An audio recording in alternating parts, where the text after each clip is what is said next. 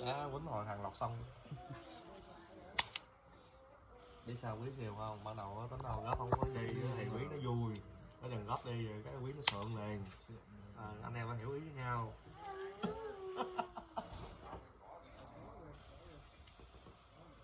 Có rồi có anh nè. Gì vậy? Nó cừ nó khóc vậy? Rồi ba nó thôi ba ẩm đi đây đưa em một ăn cho rồi đi về ẩm đi ngủ phải rồi về đây nó về nó kêu ba nó không phải rồi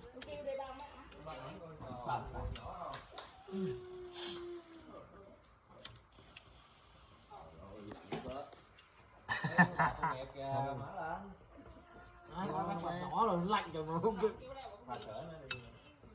cục lại chút